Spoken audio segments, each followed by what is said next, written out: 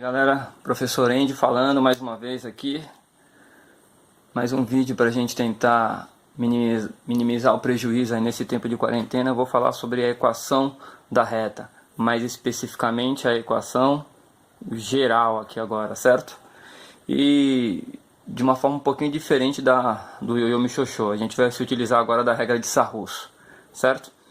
Então, partindo daquele princípio em que o ponto A eu tenho coordenadas xa, ya, ponto B, xb, yb.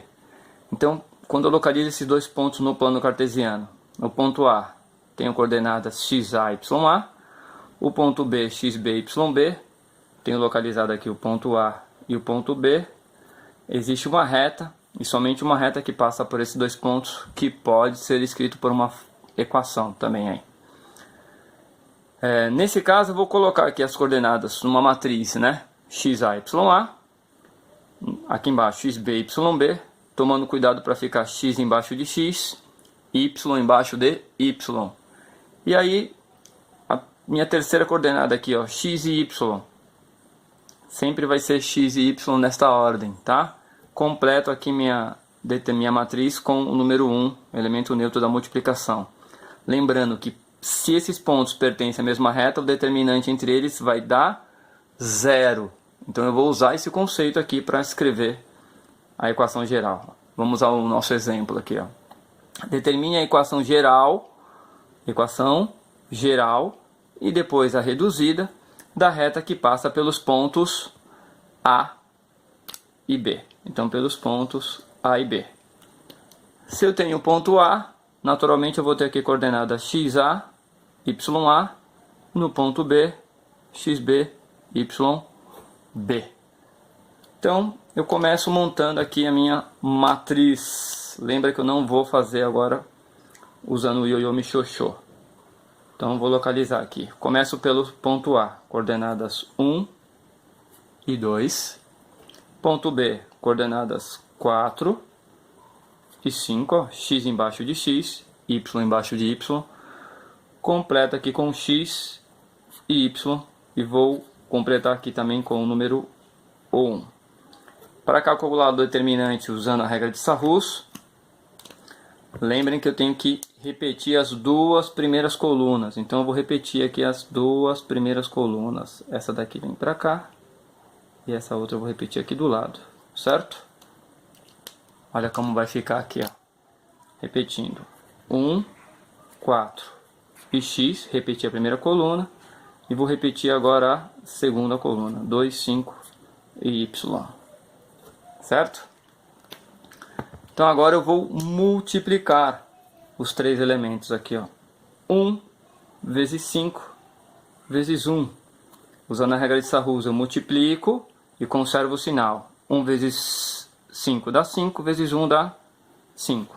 Tudo positivo, continua positivo. 2 vezes 1 vezes x. Então 2 vezes 1, 2, vezes x, 2x. Certo? Mais e mais, continua positivo. E os últimos três elementos aqui. 1 vezes 4, 4 vezes y, 4y. Mais e mais, continua sendo mais, certo? Lembrando que agora eu vou multiplicar a diagonal secundária. Vou voltar aqui e quando eu multiplico a diagonal secundária, eu inverto o sinal que apareceu. Então fica 2 vezes 4, 8. 8 vezes 1, 8. Mais e mais, era para dar mais. Como está voltando, eu mudo o sinal, fica negativo. Próxima multiplicação, ó. 1 vezes 1, 1 vezes y, 1y.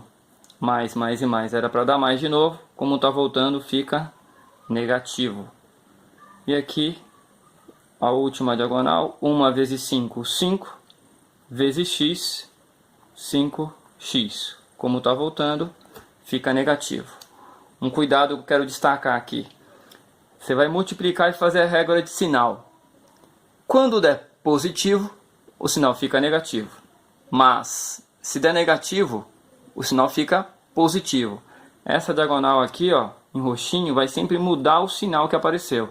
e a diagonal que vai ficar em azul conserva o sinal que apareceu.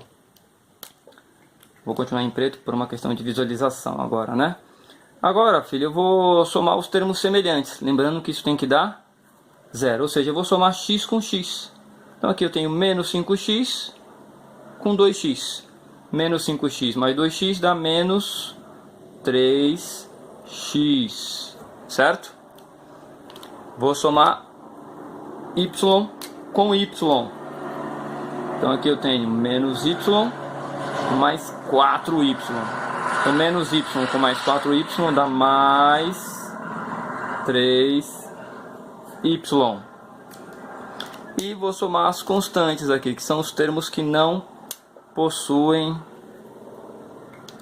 nenhuma variável, né? Eu tenho aqui o menos 8